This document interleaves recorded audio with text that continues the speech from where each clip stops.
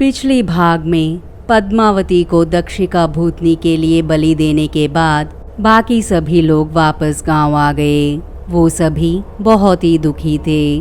उन सबको दुखी देखकर तांत्रिक दादी जी उनसे इस तरह कहने लगी, गांव वालों सुनो, अब दुखी होकर क्या कर सकते हैं। एक मौत को देखकर तुम लोग इतने दुखी हो रहे हो, लेकिन अगर हम ये बलि नहीं देंगे तो कल सुबह तक ये पूरा गांव उस दक्षिका भूतनी के हाथों एक बड़ा शमशान हो जाता। एक जान जाना बेहतर है या फिर पूरा गांव शमशान हो जाना। एक बार इसके बारे में सोचकर अपने दिल को पत्थर बना लीजिए। ठीक है, अब मैं फिर से पौर्णमी के दिन आऊंगी। अब तुम लोग इसके बारे में ज्यादा सोचकर चिंता मत कीजिएगा।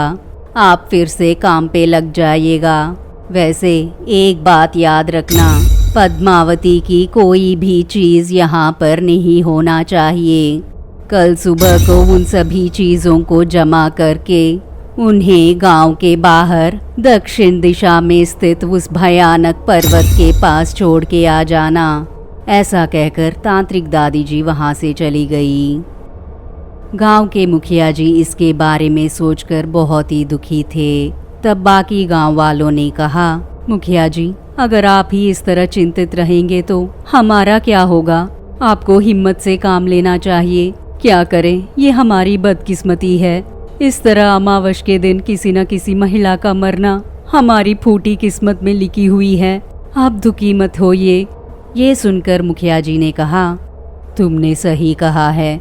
मैं हमेशा तुम लोगों के बारे में चिंतित रहता हूँ। कहीं तुम लोगों को कुछ हो जाएगा तो पता नहीं और कितने लोगों की बलि देना होगा। मुझे कुछ समझ में नहीं आ रहा। मैं जल्द ही इस दक्षिका भूतनी को बंद करने वाले एक अच्छे तांत्रिक को ढूंढ के लाता हूँ। आगे से और कोई जान नहीं जाना चाहिए। इसके लिए मैं पूरी कोशिश करता रहूँगा। ठीक है, अब तुम लोग घर जाओ। कल सुबह को जैसे तांत्रिक दादी जी ने कहा, वैसे ही पद्मावती की सभी चीजों को लेकर उस पर्वत के पास छोड़ के आते हैं। इस तरह बात करके सभी घर चले गए। इतने में पद्मावती का पति बेचारा शंकरैया पद्मावती के बारे में सोचकर बहुत ही चिंतित था। पद्मावती, मैं तुमसे बहुत प्यार करता हूँ। मैंने तुमसे इसीलिए शादी की थी और तुम भी मुझसे बहुत प्यार करती थी। और तुम इस घर में बहुत सी मुश्किलें होने के बावजूद भी तुम मुस्कुराते हुए जी रही थी। हमारे खुद के बच्चे ना होने के बावजूद भी एक दूसरे को अपना बच्चा मानकर जी रहे थे। लेकिन आज तुम्हें दक्षिका भूतनी के लिए बलि देना पड़ा। वो बहुत ही दुखी होकर रोने लगा। और अगले दिन सुबह होते ही गांव वाले सभी सीधा पद्मावती के घर आ पहुंचे। शंकरैया, शंकरैया, इस तरह वो सभी बुलाने लगे। इतनी देर बुलाने के बावजूद भी शंकरैया ने दरवाजा नहीं खोला। तभी एक गांव वाले ने शंकरैया के घर जाकर देखा और वहां पर शंकरैया अपने घर में फांसी पर लटक रहा था। ये देखकर वो गांव वाला बहुत जोर से चिल्लाते हुए, अरे बाप रे, बहुत बड़ा अन्याय हो गया है, सभी आओ। शंकरैया हम सबको छोड़कर चला गया। हे भगवान, ये कैसी परीक्षा है। इस तरह वो दुखी होकर रोने लगा। बाकी सब भी शंकरैया के घर आकर, अरे रे, ये क्या कर दिया शंकरैया ने। मुझे तो पता नहीं था कि ये ऐसा करेगा। अगर पता चलता तो हम इसी के साथ रहते। अरे जल्दी जाकर गांव के मुखिया जी को बुला कर लाओ। ऐसा कहते ही एक गांव वाला सीधा मुखिया जी के घर आ पहुंचा। मुखिया जी, बहुत बड़ा अन्याय हो गया है। ये सुनकर मुखिया जी ने कहा, अरे क्या हो गया, क्यों इतना डरे हुए हो। मुखिया जी, पद्मावती का पति शंकरैया फांसी लगाकर मर गया। क्या कह रहे हो तुम, ऐसे कैसे हो सकता है। हम सबके होने के बावजूद भी हमने उसे अनाथ की तरह छोड़ दिया। बड़ी गलती कर दी है हमने। हम में से किसी को कल रात उसी के साथ रहना था, लेकिन अब क्या करें। चलो चलो जल्दी जाते हैं। ऐसा कहकर मुखिया जी उस शंकरैया के घर आ पहुंचते हैं और वो शंकरैया को इस हाल में देखकर बहुत ही दुखी हुए। बेचारे ने पद्मावती के ना होने की वजह से खुदकुशी कर ली है, लेकिन खुदकुशी करना बहुत बड़ा पाप होता है, हमारे गांव के लिए श्राप हो सकता है, ऐसा उस तांत्रिक दादी जी ने कहा था। तू जल्दी जाकर दादी जी को यहाँ पर बुलाओ। ऐसे कहते ही वो व्यक्ति सीधा दादी जी के पास आ गया। उसे देखकर दादी जी ने कहा, क्या हुआ, क्यों फिर से आए हो? दादी जी, पद्मावती का पति शंकरैया फांसी लगाकर मर गया, इसीलिए हम सब डरे हुए हैं। क्या? ऐसे कैसे कर सकता है वो? बेचारा, मैंने सुना था कि शंकरैया पद्मावती से बहुत प्यार करता था, लेकिन वो इस तरह मर जाएगा मैंने ऐसा कभी नहीं सोचा था। ठीक है, मैं तुम लोगों के गांव आती हूँ और जो रीति रिवाज करनी है वो मैं करूँगी। ऐसा कहकर दादी जी उस व्यक्ति के साथ गांव आ गई। मुखिया जी तांत्रिक दादी को देखकर, दादी देखिए ना, शंकरैया ने क्या कर दिया, वो हम सबको छोड़कर चला गया। इस तरह मुखिया जी दुखी होकर कहने लगे। तब दादी ने कहा, दुखी मत हो बेटा, मुझे पता है कि तुम गांव वालों से कितना प्यार करते हो, लेकिन क्या कर सकते हैं, इस गांव की किस्मत ही फूटी है। उस दक्षिका भूतनी के लिए तुम सभी बलि होने वाले हो। ये सब देखकर मुझे भी बहुत दुख हो रहा है, लेकिन मैं भी कुछ नहीं कर सकती। मेरे पास उसे काबू करने की शक्ति नहीं है। उस शक्ति को पाने के लिए ही मैं बहुत सारी ग्रंथों को पढ़ रही हूँ। हर अमावस के दिन एक महिला को बलि देना और उसके घर वाले दुखी होकर कुछ ही दिनों में मर जाना, ये सब मुझे भी बहुत बुरा लग रहा है। ये सुनकर मुखिया जी ने इस तरह कहा, दादी जी, लेकिन अब हमें क्या करना होगा? शंकरैया ने जबरदस्ती अपनी जान दे दी है, अब हमें क्या करना होगा? ये सुनकर दादी जी इस तरह कहने लगी, हम इसे साधारण तरीके से दहन नहीं कर सकते। मैं अपने बचपन से तुम्हारे गांव को देखती आ रही हूँ। मुझे तुम्हारे पुरखों के जमाने से ही इस गांव के सारे रीति रिवाज पता है। तुम्हारे गांव में अगर किसी ने खुदकुशी कर ली है तो उसका अंत्य क्रियाएं नहीं कर सकते हैं। उसके देह को उस दक्षिका भूतनी को दे देना होगा। इस बात को जाने बगैर इसने अपनी जान दे दी है। अब इसकी आत्मा भी उस दक्षिका भूतनी के पास फंसी हुई है। इस शंकरैया ने बहुत बड़ी बेवकूफ़ी कर दी है। ये तुम्हारे गांव के लिए अपशकुन है। आज रात को ही वो मकुला भूतनी तुम्हारे गांव में फिर से आएगी। इस तरह तांत्रिक दादी जी ने मुखिया जी से कहा।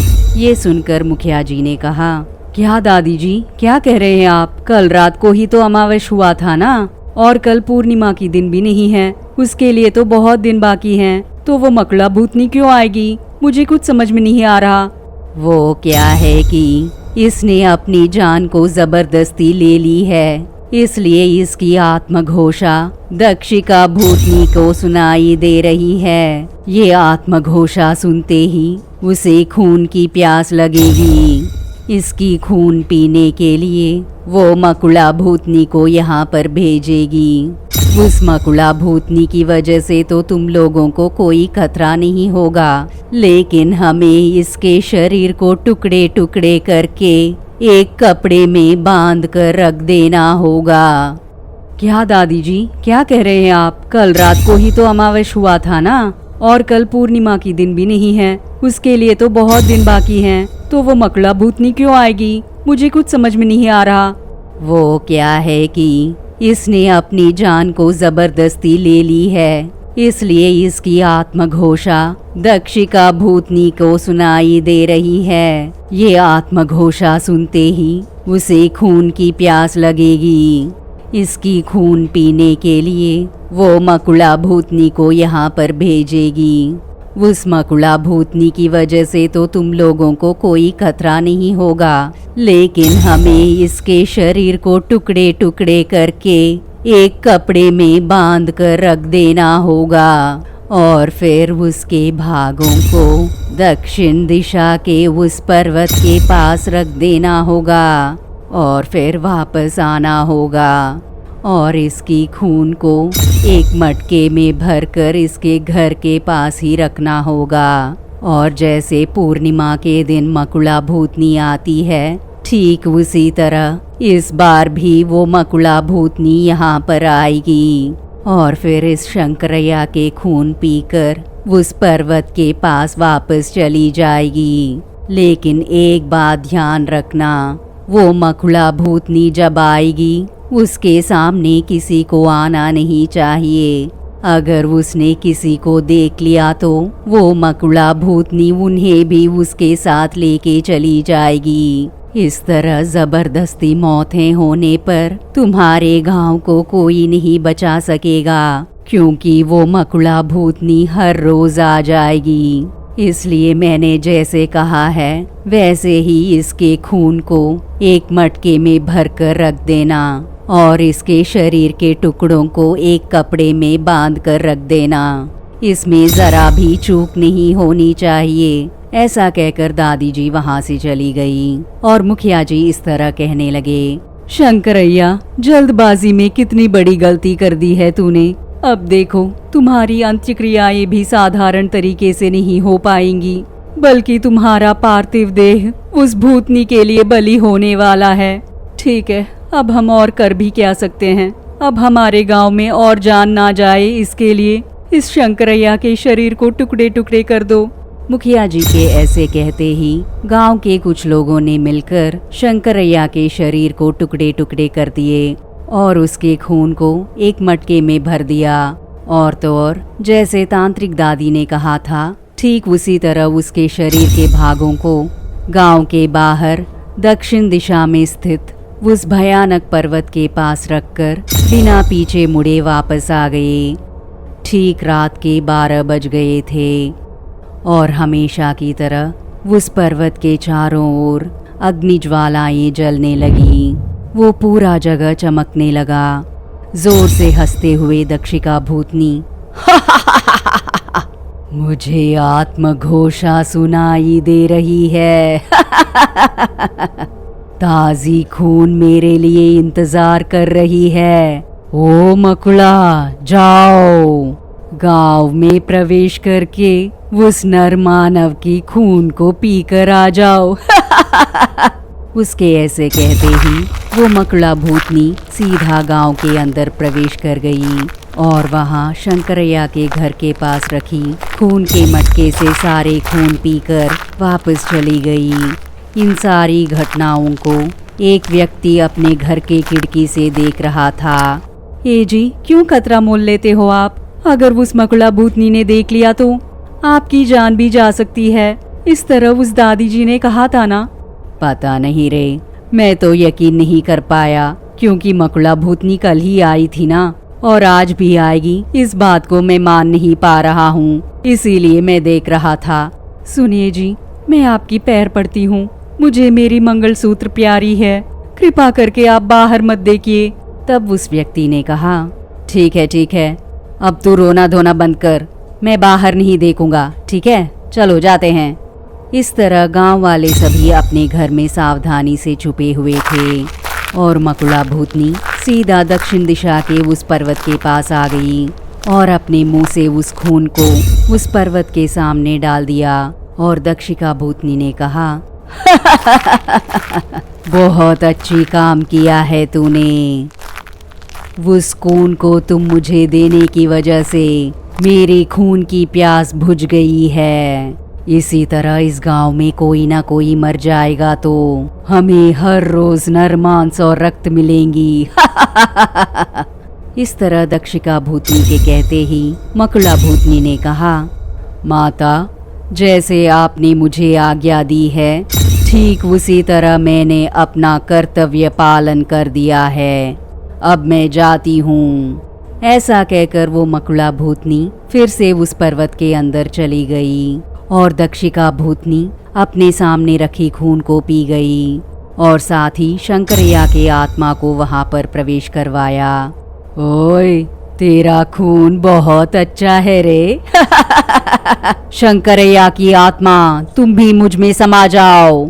ऐसा कहकर उस दक्षिका भूतनी ने शंकरैया के आत्मा को एक ज्योति में बदलकर अपने में समा लिया और वो इस तरह कहने लगी, अब इसकी आत्मा मुझ में समाने की वजह से मुझ में अब तक 1,16,000 आत्माएं समा चुकी हैं। जब तक मेरे पास ये आत्मशक्ति है तब तक मुझे बंद करने की शक्ति किसी में नहीं होगी।